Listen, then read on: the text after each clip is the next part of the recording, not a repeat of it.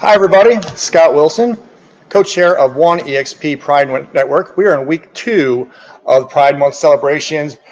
We're going to host a panel today of industry leaders about Mind Matters. Our MC is a Mike EXP Pride Network co-chair with me, Holly. Holly, I'm passing the mic on to you. Let's kick off a great time. Hey everyone. Oh my gosh, I am so excited to be the MC. I'm very honored in this panel discussion of Mind Matters. So you guys, get ready to be informed by this amazing panel that we have. And we're gonna have a discussion on navigating mental health in the workplace with pride. So to kick things off, I would love to start with a quick introduction of each of you. Let's start with Ben. If you can just give us your name, marketplace, and title, and then from there, we'll go to Derek, and you guys can move along from there. Sure. Hi, everyone. My name is Ben Talcott. I work in Houston, Texas. I'm an agent with EXP, and also I'm a lead in our transactions department for corporate EXP. Hi, everyone. My name is Derek Lehman, he, him pronouns. I am a resident physician at the University of Oklahoma. I think I'm the one not real estate person here, but I'm happy to share whatever information that I can with y'all. You are not. I am actually not a real estate individual either. I work for EXP directly. I'm a regional operations analyst. My name is Nicole Theodore, and I'm also the co-chair for the Healthy Mind Collective. Well, I am falling into that realtor bundle package here. My name is Matt Anderson. I am based out of Orlando, Florida, and I'm a realtor with EXP. I love it. Thanks, guys, so much. And I can't wait to really just dive into a subject matter that's super important, which is mental health. So let's start off with our first question. Ben, as an individual and a leader of the community, how do you manage the intersection of mental health and identify in the real estate sector? And what strategies can be implemented to dismantle the stigma associated with mental health in the workplace? Absolutely. As a real estate agent, you might expect that there's a lot more freedom. You're, in many cases, working for yourself.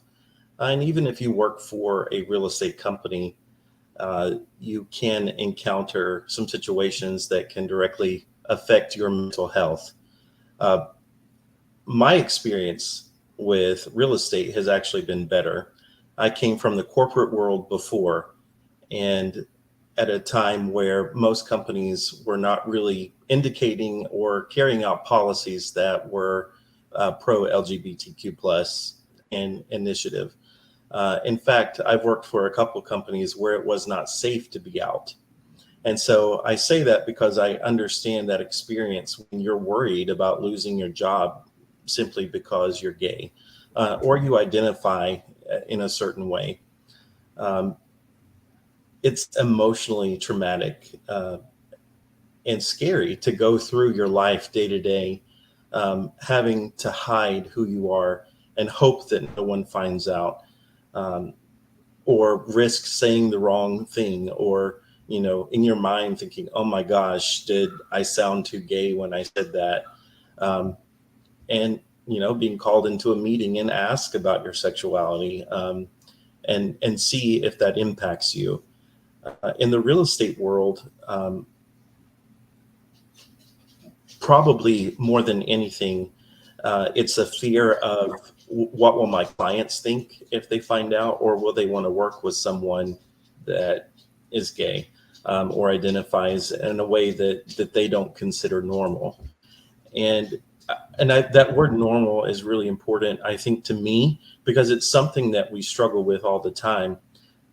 We want to be able to engage people, right? We want to be able to find a pathway to connect with people in a real way, and to be able to do that so that we can not only increase the base of people that we're working with, but also so that we can have continued transactions, continued business.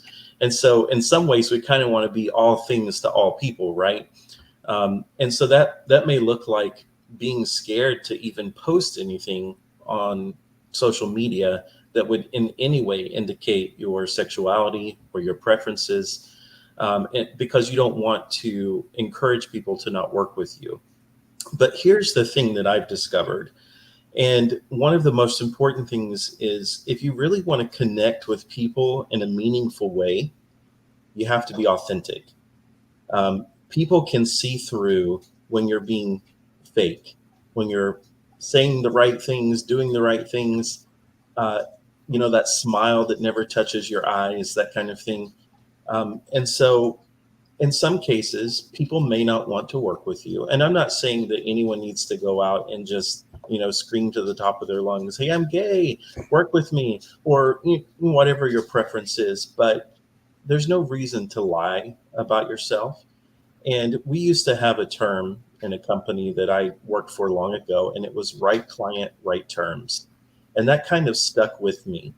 And you have to ask yourself, I'm not looking to discriminate against anyone, nor would I want to. I'm happy to work with anyone that wants to buy a home. I see myself very much as a person who wants to help you in one of the most vulnerable times in your life, which is a large purchase of a home, something that you're very excited to. And I want to work with you. But if you don't want to work with me simply because I exist, that's okay. I will wish you well, and I will help you find another agent that you feel more comfortable with. And I think that's really the case there. When we're protecting our own mental health, it's and our own well-being. I never put anyone above myself or below myself. And that's kind of stuck with me. I'm not going to put your well-being above my own simply to make you more comfortable, but I'm certainly going to treat you with respect and all of the things that you deserve as a client and a person. And if you can't treat me that way, then I'll be kind to you and I'll move on. And I think in many cases, in all businesses, sometimes we have to ask ourselves, what is the narrative of my business? What will I accept, and what punishments will I accept in order to be authentic to myself and serve my community in a real way? Absolutely. That's a fantastic answer, Ben. Wow, what a great way to kick off the first question. And then obviously you guys know that this is a panel. So panelists, feel free, as I'm asking these questions, if a question resonates with you, just put your finger up real quick and I will got it, Derek has something to input and I'll call on you afterwards. So with that being said, if anyone has anything to contribute to that question, please feel free to raise your finger up high. So Matt, go ahead.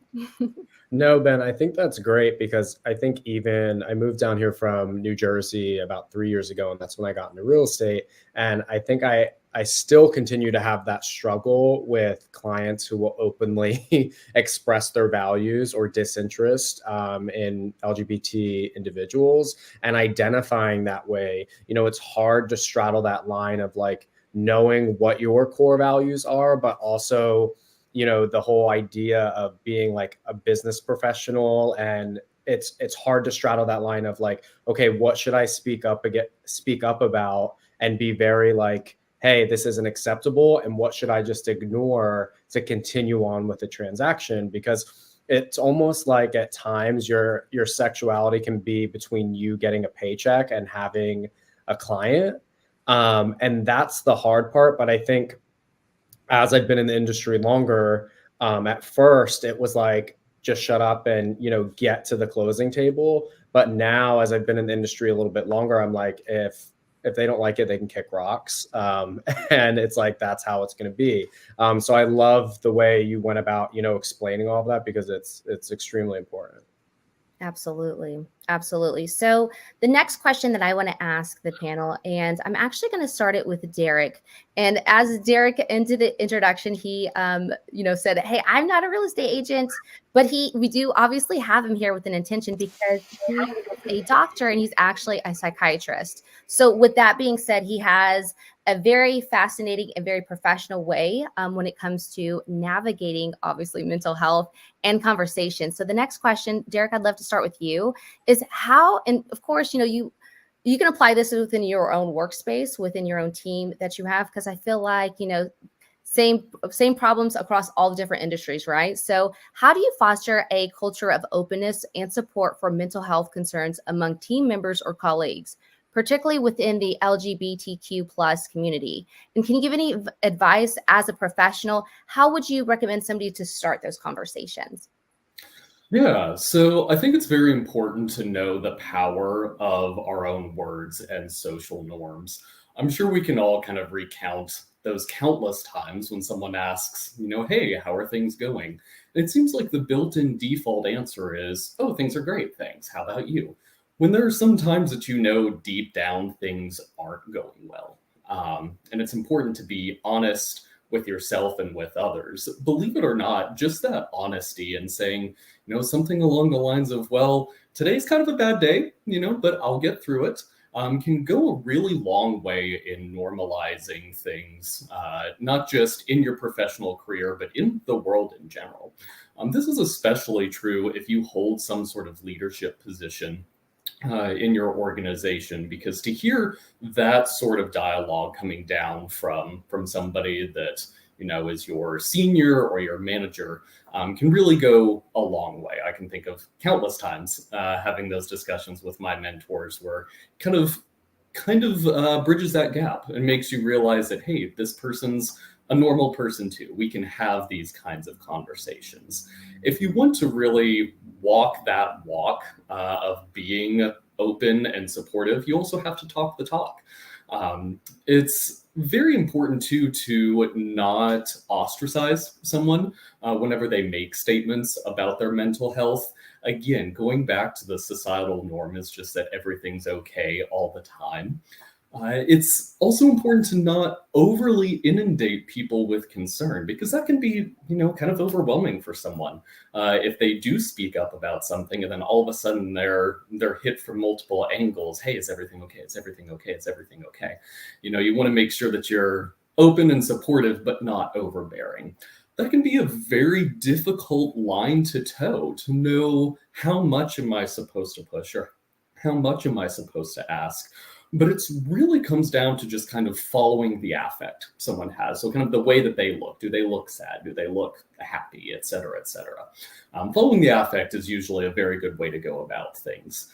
Within the LGBTQ community itself, it's really not that much different. It's a lot of the same. I could think that maybe checking in with folks, if there is some major headline that comes across the news feed, or there is a sensitive topic that's brought up either in discussion or kind of in the community.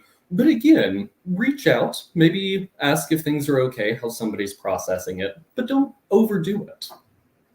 Absolutely. That's fantastic advice. I know that's something we all struggle with is, we're so used to, like you said, saying everything is awesome, whatever the Lego movie says, right? So everybody's smiling and happy, but it is okay to build that. And it does start, and I agree with you, Derek, obviously, but it does start with you. So if you want to foster that kind of culture, you have to be the one that might have to lead into it, that to tell people like, hey, today's, just not my best day.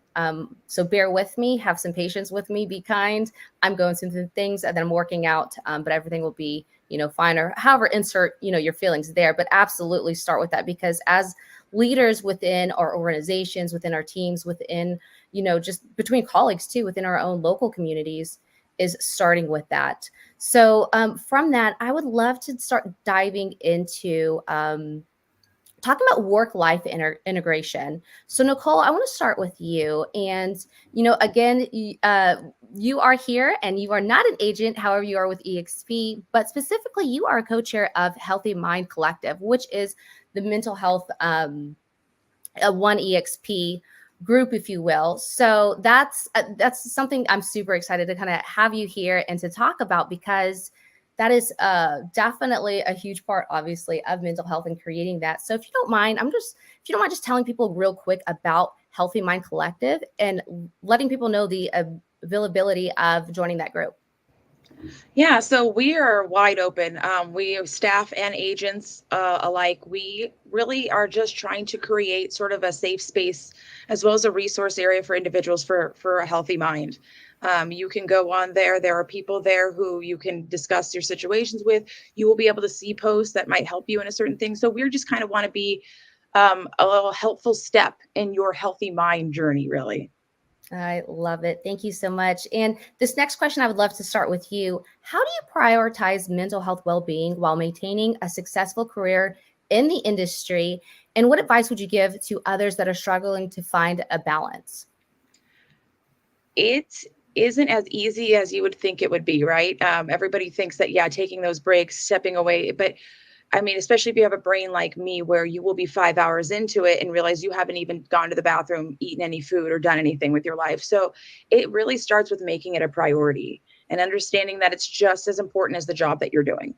Because you won't be able to do the job you're doing as well if you don't take some time for yourself and be a little bit selfish. So it's making it that priority. And if you are that individual like me where you get stuck or you get lost, find those things that help move you out. The Pomodoro, I think, is a little thing that people do where it triggers them. Oh, ding, you're done. Let's go and move on. I have dogs who are very good at letting me know when it's time to take a break because they need something. So it's finding also those ways of kind of getting you out of that work zone and putting you into a zone where you're like, all right, it's me time now. And so it's making it that priority and then making it so that you know when it's time and what that time is. And Yeah, make it fun too. Make it fun. Go for walks. Do something that will invigorate you so that you do actually get excited about taking those breaks. absolutely. And I would love to hear from Ben or Matt if you have some kind of contribution regarding to real estate agents specifically, because it sounds great when you're like, oh, I'm just going to take a self-care day or I want to do this. But then you have, this amazing offer or this amazing deal in the works and we're about to go to the closing table and all of a sudden everything's on fire and everything's super stressful. How do you find that balance, or are there any tips that you can give to agents when it comes to finding yourself in stressful, negotiation processes, deals that are falling apart, home inspections that are coming back not as you anticipated? I'd love to hear, as an agent's perspective, how you can kind of help yourself get back on track and kind of recoup from those kinds of situations. Go Sure. ahead, Ben. Sorry. For me, Matt might agree, or he probably has some pointers too. But for me, it's who you surround yourself with.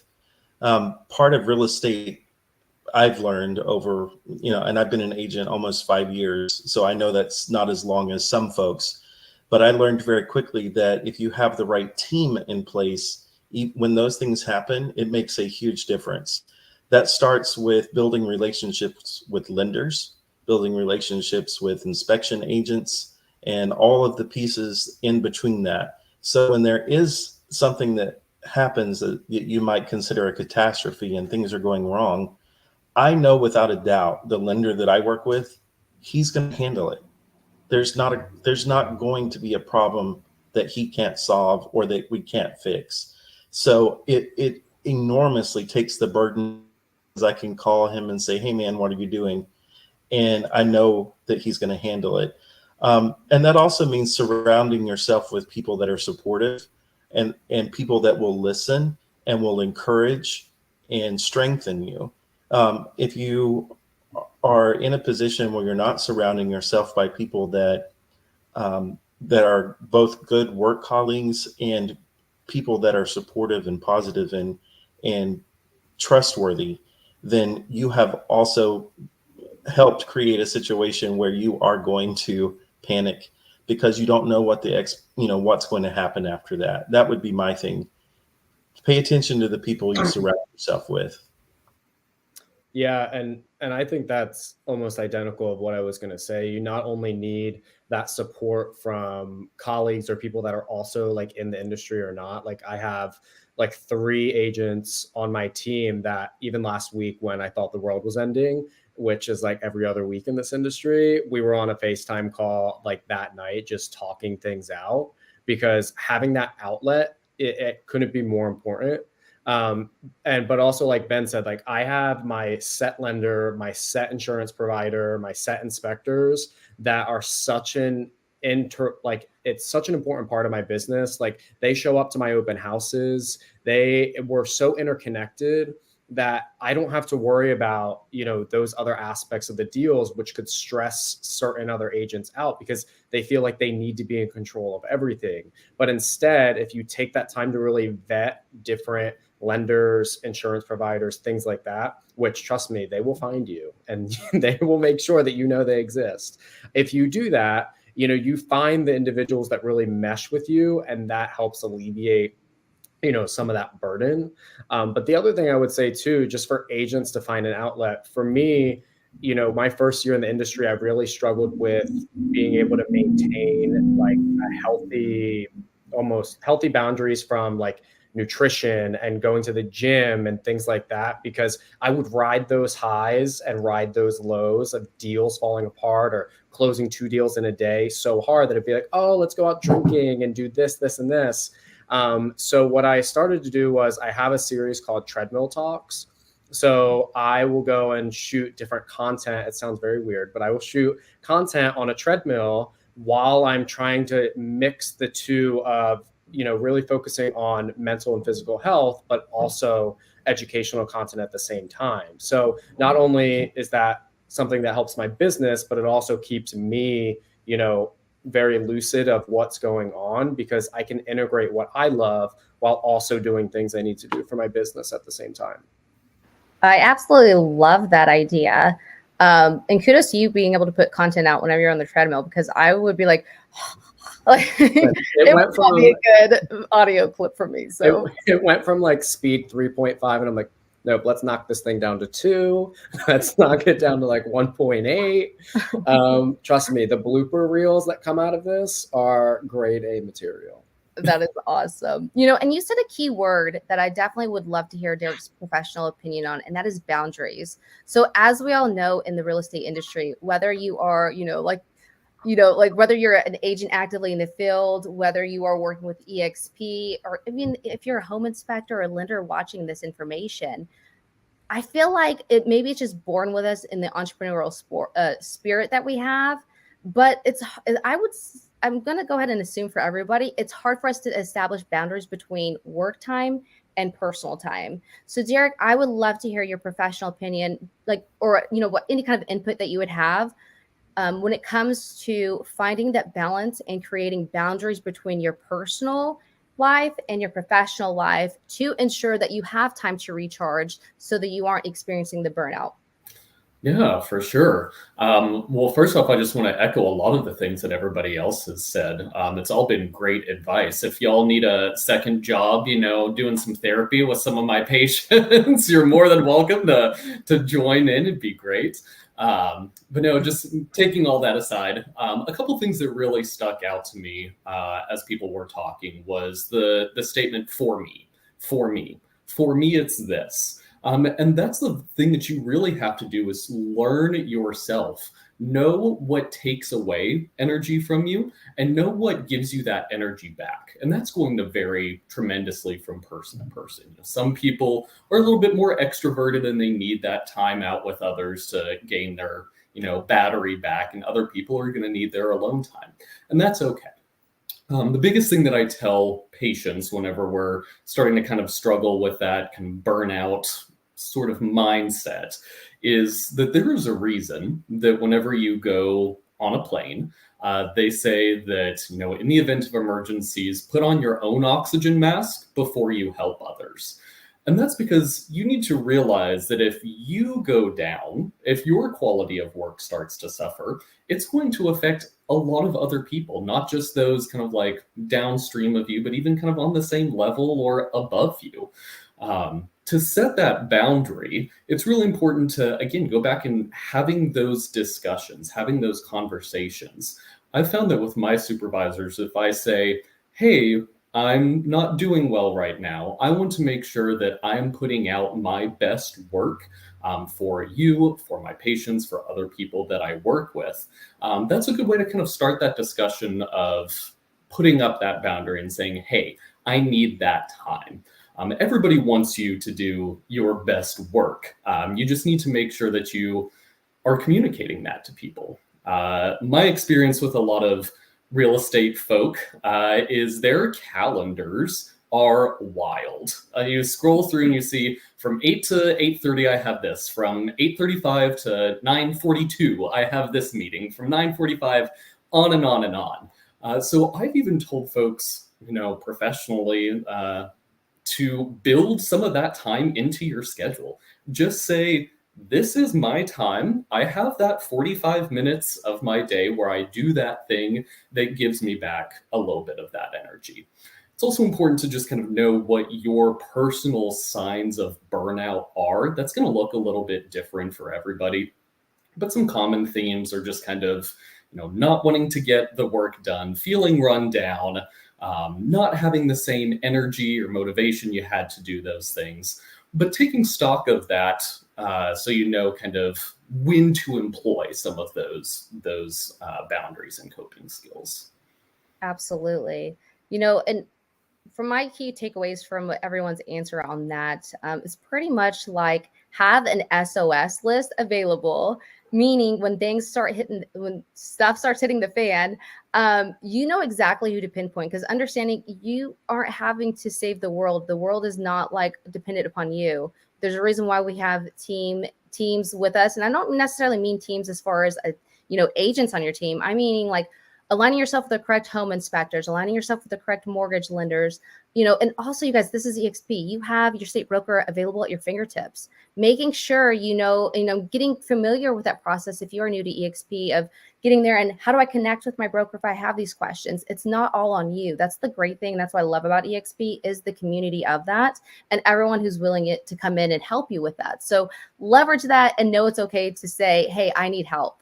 But then also on the flip side too, I love what you said, Derek, too, is understanding, how do you recharge? Do you need a recluse? Because me personally, I'm like, okay, I'll have one fun night out with friends. And then 3 weeks later, I will be dark mode. Like, you might see me at a small dinner, but I'm not going to go out anymore anytime soon because I need to recharge my social battery.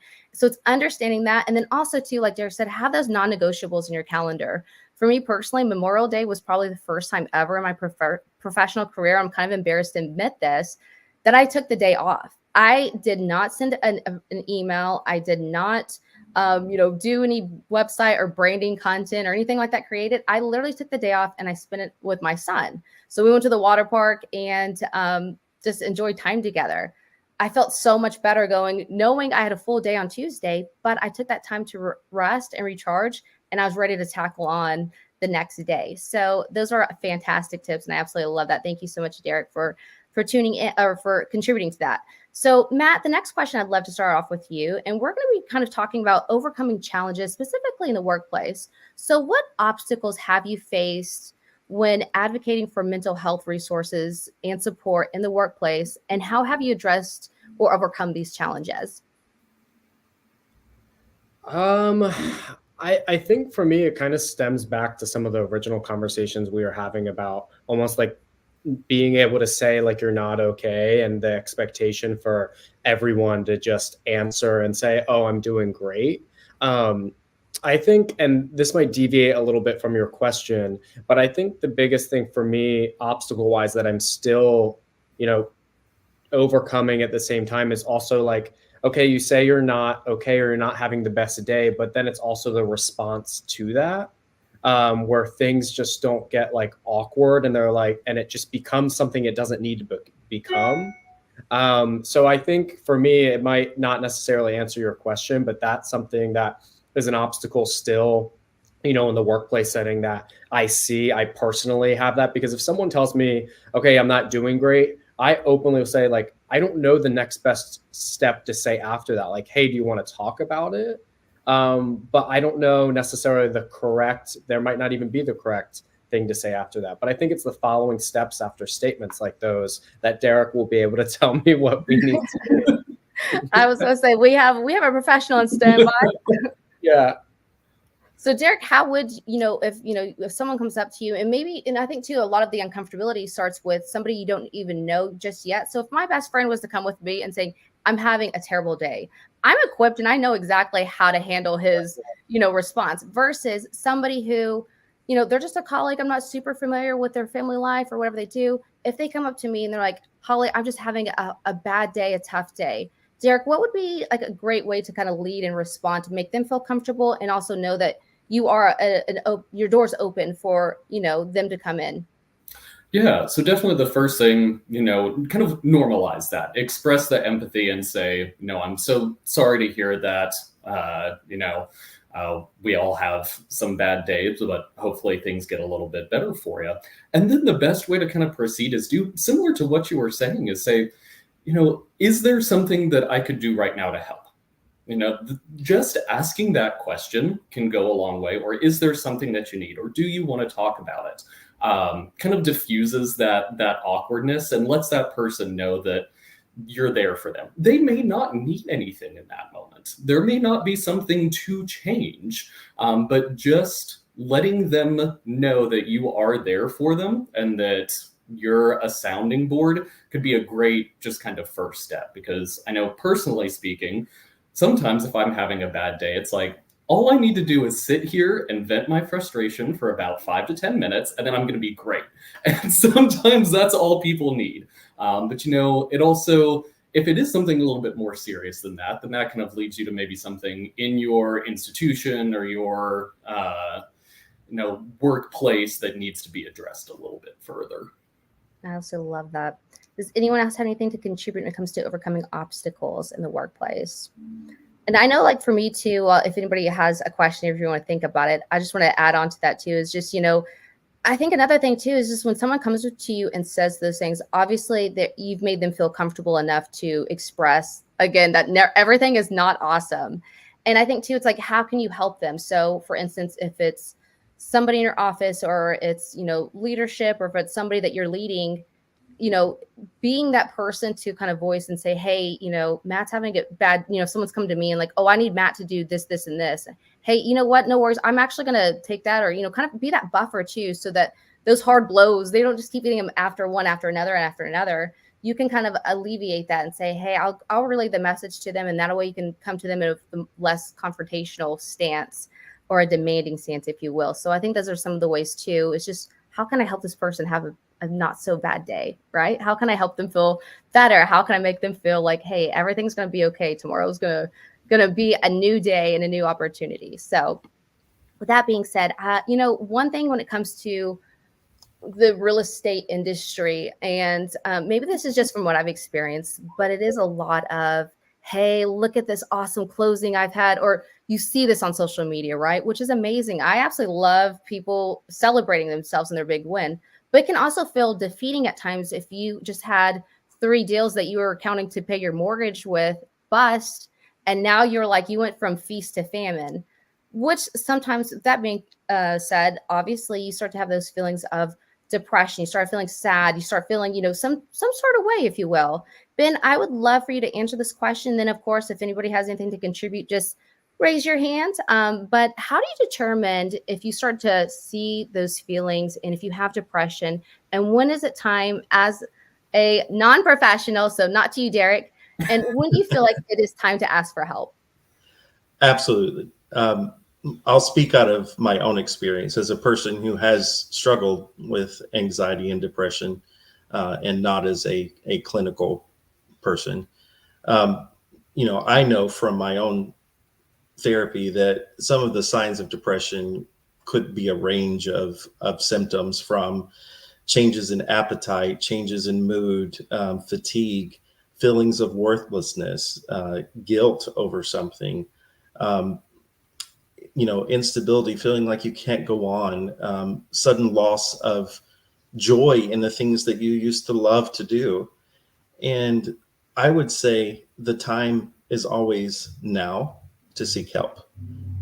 If you wait until you are experiencing all of these symptoms, or some of these symptoms, those are the warning signs that it's already gotten to a place where you definitely need to talk to someone. And I think there's a stigma that comes with mental health, even in 2024, in contradiction to regular medical care. We need to routinely be taking care of ourselves mentally as well. And I recommend that someone have a therapist and that they check in regularly. It is absolutely wonderful to talk to a professional and not only learn about depression, but learn about yourself, learn about ways to seek healing and well-being. And those are tools that stay with you that continue to help you. And understanding that depression and anxiety are not things that people can just get over. They are not things that, if you would just be more positive, your outlook on life would be better. And I think sometimes in the workplace, we can have a sort of a culture of what I call toxic positivity, where we would rather just tell someone, oh, you'll be fine. Just look on the bright side. It's all going to be okay. And I really think what we're doing is sometimes when you're vulnerable with someone and you share how you truly feel, they're uncomfortable. And so they'll do anything in order to make the uncomfortableness sort of go away, which is a reaction to their own self, not you. And that's not really caring for another person. And it also means that sometimes we have to be careful who we're vulnerable with. The only way I think to have meaningful, healthy connection is to be vulnerable and seek validation. And to do that, sometimes we have to have a safe space. And I want to be that safe space for someone who's struggling with depression or anxiety or anything in their life, so that they can come to me. And the first thing I want to do is listen and validate how they're feeling. And once I've validated how they're feeling, just listen. And I usually encourage people and remind them of the importance of talking to a professional and how truly wonderful it can be to seek your own well-being. And so I guess that's it for me. But I truly feel if you think you're just struggling with depression, again, who are you surrounding yourself with, and seek a professional. And I recommend you regularly check in with a therapist. Even if you don't feel that way now, you will find a lot of tools and a lot of help to maintain a good mental health. 100%. I love that. Thank you for sharing that, Ben. And Matt, I'm going to go ahead and pass the mic to you because I saw that you had something to contribute to this conversation.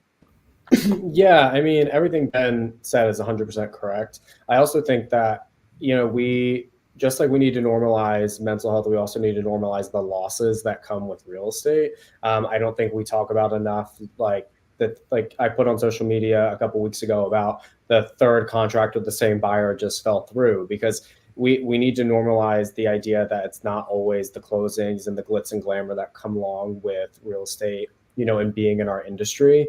And I think that's something that we need to put out anyway, because we have that, people view us as door openers, especially on the buyer side of real estate anyway. So I think by normalizing that, that's huge. And in addition to that, it's also how you go about celebrating those wins and those losses that you have. I used to feel the need that, maybe you go out and have drinks and stuff every time you have a closing, and not taking into account how alcohol can actually just be a depressant. So, taking into account those things of how you celebrate those wins, or how you, level off or mitigate some of those losses, so you don't have as many highs and lows and it's more like slopes. I think that is huge to go and, put you and try to maintain a positive headspace. I love that, Matt. And I think I'm just going to speak for all of us in the real estate industry, kind of joking. But like you said, I had a closing. Let's go celebrate and drink. But then on the flip side too, my deal just busted. I need a drink, right? But it's understanding too the effects of those downers. You think it's going to numb you, and it might temporarily. And Derek, I know you're just chomping at your bits to kind of contribute into this conversation. I promise I'm going to get to you here in a second, but it is having that indication, because for instance, this week, I know I have so much to do, especially with Pride Network, because we're continuing with Pride month, right? So it's I have so much stuff to keep going. I don't have time to have an extra hour to recover of sleep because I drank some wine last night or something like that. So it's understanding your body, understanding when it is, but then also standing, hey, there is that strength of, saying, I can't do this week. Maybe next week I'll give myself a day to kind of let loose or whatever. But from that, and then Nicole, I saw you raise your hand, so I'm going to go ahead and pass the mic to you. Well, yeah, I thought it was very it was very smart of Ben where he said, just because you don't feel like you need it doesn't mean you shouldn't go and talk to a therapist. And the funny thing is that if you go and tell anybody that, oh, I'm seeing a therapist, their first reaction is, are you okay? What's going on?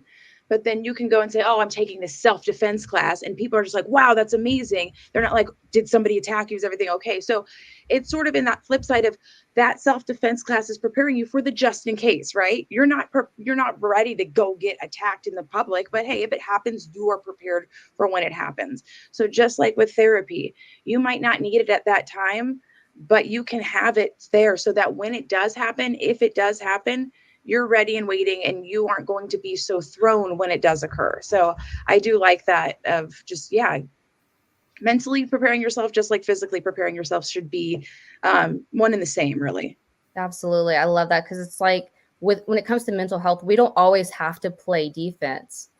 We can play offense when it comes to that, and preparing ourselves for those times when, our big deals bust, or whenever a home inspection comes back, or whenever you found out that a seller decides not to sell their home that you're kind of counting on. So 100%. I love that, Nicole. And Derek, I promise I'm going to get to you. I know you're ready to share, but before I pass the mic to you, I do want to touch base with Nicole. As we know, resources are key to mental health support within an organization. As you all know, tuning in, Nicole is co-founder of Healthy Mind Collective. I'd love to hear what kind of resources, when it comes to agents and employees with EXP, that are available, that people can kind of tap into. Of course. So I'm going to, of course, very first thing, I'm going to tout the Healthy Mind Collective.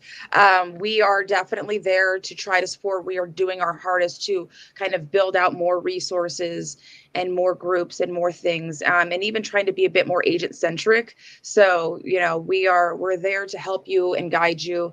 We also, as a staff member, I've got to say that our benefits, our medical benefits are pretty awesome. And they do include mental health care. So, and not just for you, for your dependents. So, I have a son that suffers from anxiety. He's benefiting from that as well. So as a staff member, tap into those mental health benefits, because they are amazing. And then also as an agent with EXP, which I thought was very cool when I first started working here, which is like 20 years in EXP time, but was they have the EXP agent healthcare. And with that does come also mental health assistance and things of that nature. So I am very proud of EXP. I feel like they're one of the very first employers that I've ever had that actually try to really tap into that and make their staff and their agents, as physically and mentally and, business oriented as possible. So tap into those. And honestly, I've Googled so much stuff in my life. I am a Googler. I have found so many great resources just through Googling general terms, specific terms, all of that stuff. There's just so many things out there that can help you. 100%. Okay, Derek, now is your time to shine. Yay. So I know you have some things to contribute for this conversation, but also I would like to add to that. If you can add in, as someone who is looking or seeking to get help, maybe they are suffering, depression or anxiety, things like this. I'm curious, as a professional, where do they start? Who do they talk to? Do they just Google like therapy session? Like where would you recommend a starting point for those who are looking for a starting place when it comes to their mental health journey? Absolutely. Great question. So the first thing is letting a professional know. If you already have somebody in mind, or I'm glad to hear that EXP has all of those resources that are kind of already laid out there for you. But for a lot of folks, their first encounter with the mental health field is actually their primary care provider. So letting them know that, hey, this is something that has been coming up that I want to talk more about. Primary care providers actually treat way more depression and anxiety than I do, just because of the sheer volume of people that they see. And they're usually very good at tackling those kind of like first getting our toe into the water and where do we need to go. And they'll likely be able to refer you either to, maybe they have therapists that they work with, or they have a psychiatrist that they work with. So again, kind of going back to your primary care provider. If you're looking for a therapist outside of like the EXP resources, I always tell my patients that you can Google Psychology Today, find a therapist. And I believe it's like the first non-sponsored link that comes up. But it has you just type in your zip code. And then after it looks at your zip code and finds folks within like a 60 to 100 mile radius, you can actually sort through providers on there based off of what insurance they take, if you have a gender preference, if there is some specific condition that you're wanting to treat. It's a very, very good resource. There are little bios for providers, things like that. So I always encourage folks to kind of take a look through that roster, call some folks, send some emails, see if they have openings available. Another thing, if you're looking for kind of a more comprehensive approach, many states, not all, and it's going to kind of vary kind of based on states, have community or certified community behavioral health centers, which CCBHC is the acronym. And these are state-run facilities that can offer prescribers, therapists, case managers, et cetera, et cetera. But again, that kind of varies by your location. And a quick Google search for that CCBHC can be a good first start. And then, of course, if there are things that are very serious where you feel like your life is in danger or another person's life is in danger, that's the time to go to the emergency room. That's an emergency room visit. 988 is a national hotline, if folks haven't heard of it. I always tell people it's like the 911, but specifically for mental health. Again, it's going to kind of vary, but depending on what services they offer, depending on where you are, but it's at least a good emergency number to have in your phone to say that I am experiencing a mental health crisis. I need to talk to someone and kind of see what those next steps are, because sometimes it's difficult to, whenever you're in a little bit more of that panicked or depressed state, to do all of that Googling. Like, that's a lot of work. 988 is a very quick number to remember and put in your phone. Not only you're a psychiatrist, but you're also a mind reader, because I was about to ask you, like, what if it's in the sense of an emergency? So you definitely hit on all the points, Derek. I really appreciate that thorough explanation. It's almost like the levels to it. And again, during that state of mind, or if you're in that point to where you are needing to go to the emergency room or use 988, having that ahead of time and having that information now and saving it into your phone. Again, we're playing offense instead of defense. The last thing we want to do at that time is, really try to sit there and make those decisions when you're in a state of mind or a state of panic or, something that's similar like that. So thank you, Derek, for that. I really appreciate it. And you guys, thank you all for adding tremendous value on this panel. Your insights, experience has been, obviously mind-blowing. And I really appreciate everyone being vulnerable and sharing from personal experience as well. So we are at the top of the hour when it comes to our amazing panel. As much as I love you all and I'd love to talk to you guys all day long, it's so sad, but I will have to let you guys depart at this point of time.